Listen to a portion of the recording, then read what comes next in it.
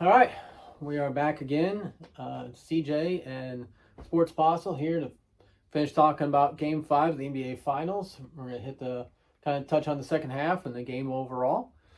We know OKC ended up winning that one pretty big. By 11, 120 to 109. Yeah. So, what were your thoughts? We talked yesterday. We talked about the first half. What are your thoughts on the second half? Well, I mean, nothing really crazy. I mean, Indiana actually outscored OKC by 3 or 4 in that third quarter. 4, I believe it was 4. Yeah. 34, 30. 34, 30, I think it was. Yeah, and their defense was doing a lot better. They were making plays. And most of that was thanks to TJ McConnell, who scored 15 points in that quarter alone in like a 2-3 minute span. Yeah, he really took off there in that quarter and was pretty impressive. I mean, he was grabbing rebounds. He had 5 rebounds. I counted 5. The one stat thing said 4, but I know I counted 5 on that. So I mean, he was really stepped up in that third quarter for them and really led that comeback for him to get back in that game. Yeah. Made a couple threes. Had some good drives. A couple layups and had a really good spin move on Jalen Williams. Oh yeah. That was a really good spin move. He left Jalen sitting there going with a what just happened look on his face. Like when OKC called the timeout right after, even kind of like looked to the bench like, how did I do that? Like just kind of shocked that he pulled that move off. Yeah, that was a nice move. He had a good pull up. He drove in the lane, pulled up, kind of a little fade over Chet. Yeah, and did another one on J-Dub. He did one on J-Dub and one. Yeah. So he played really well. That was kind of my notes was about that was T.J. McConnell was really the story of the third quarter. Yeah. Indiana they had a couple turnovers still, but it wasn't. They seemed to be take care of the ball and take care of it a little more in the third quarter.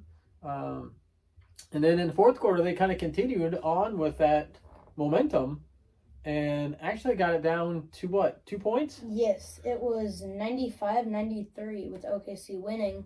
And that was... and Indiana had the ball. Yeah, but it led to turnovers and, I mean, OKC's defense, like I had stats pulled up. Indiana had the ball down by 2. They turned the ball over there, down by 2. And then I think OKC scored. And then they turned it over again. OKC went down and scored again. Yeah. And it was quickly... It was 7 points. Right, 193. It was also... And OKC dropped 5 points on real quick off of 2 turnovers. So then it was 193. And then Indiana looked like they kind of went in a little panic mode. Yeah. Almost looked like they did in the first half. Yeah. Or that first quarter, but looking at the stats, for defense for OKC, they had 12 blocks while Indiana only had 4, and they had 15 steals while Indiana only had 9. That's a good point because that was actually a finals record that OKC set by having over 15 steals and over 12 blocks in a finals game. That was a record that they set last night. So that's a pretty impressive defense. Now. I also know that, they do have really good defense. Indiana made some really bad passes to help some of those steals out. But, again, going back to that fourth quarter, you're down by 2 points. You made it back. You were down by, 14 at the half? I think it was. So, and then you're down by, you fight all the way back. T.J. McConnell has a great third quarter to help get you there. You're down by 2. And then it was just a turnover. And it just went downhill. Yeah. It was crazy. Just that one play, that one turnover, and all of a sudden they looked, and then they came down and made a second one, and then they went right back to how they looked in that first quarter, where they just looked kind of panic, discombobulated. Just their offense just kind of fell apart on them, and so. But still, throughout the whole game, the first half Indiana had 11 turnovers, and in the second half they had another 11, which I think was because every game they've lost so far in the finals, they've had over 15 turnovers. Yeah, that's... The one game I know they had 17. I think the one they had 19. And this game they had 22. Hard to win it when you're turning over the ball that much. It really is. And I wrote down turnovers. when those first two kind of happened, and and OKC went back up by 7, I wrote down the word turnovers right there because they had the 2 turnovers, and then it just continued. I just kept underlining the word turnover because they just could not take care of the ball, and some of them were dumb. Some of them were really good plays by OKC, and some of them were just dumb plays by Indiana. Right. So before the game started, I made a bet with you. I said I thought. Do you remember what it was? Oh, you have to remind me on this one. I said I bet that Shea will shoot over 10 free throws. Okay. You want to take a guess at how many he shot? Because he made all of them. He did. He didn't. I didn't see him miss any. He shoots really well from the free throw line. He better if he's up there all game. I'm trying to go through it. About 13. 14. He shot 14 free throws, and he made all 14. And I think he had 30 points. I mean, I can pull that up. Yeah, we talked about Jalen Williams in the first half too, and he just kept going on in the second half. Ended up with 40 for the game. Yeah, Shea had 31 points, so almost half of his points came from the free throw line. So their line. top 2 guys had 71 points. Indiana's top 2 guys, Siakam had 28. T.J. McCollum had 18. He was their next highest scorer. With 18. McConnell. Man, I keep He's so bad with that name. I keep changing the L's in the end, the L in the end. So McConnell. Siakam. I got his right. No, I said Malakin. Oh. But yes, when your Siakam did a pretty good job. He got his 28, but then you had 18 with TJ, and then they goes 14, 13, and 12 for their next scorers.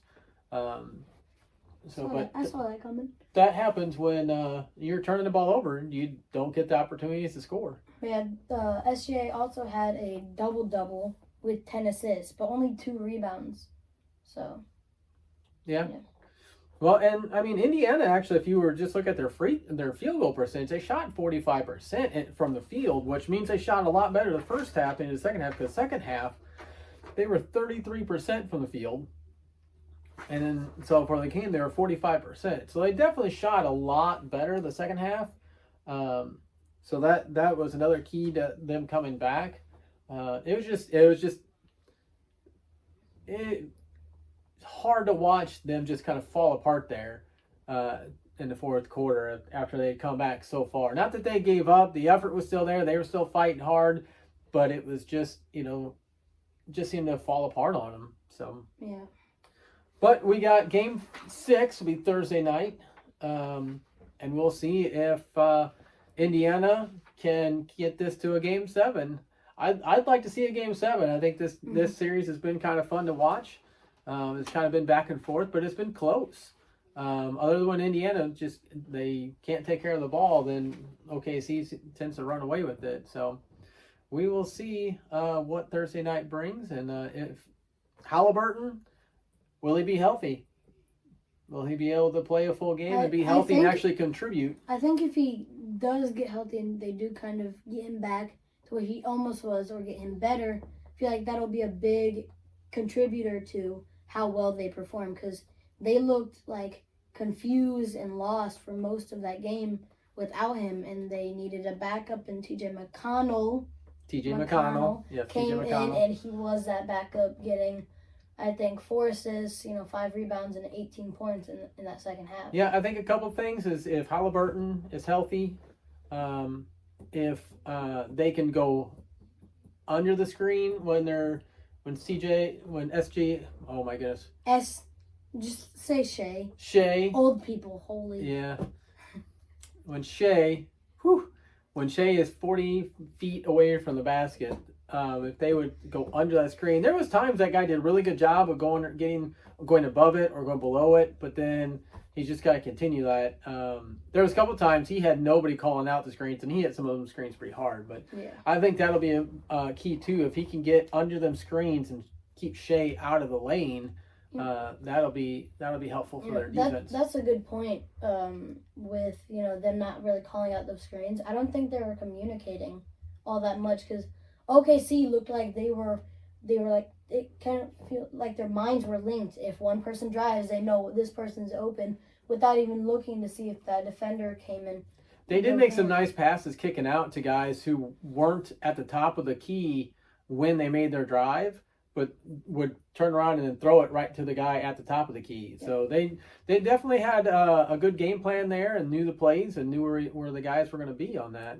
So yeah, we'll see what happens come Thursday night, and stay tuned for our reactions on that game as well. And maybe hopefully we'll get to a game 7 and we can do some more. Talk more about this series, so it'll be fun. Anyways, thanks for tuning in. We appreciate it, and next time. Yep, see ya.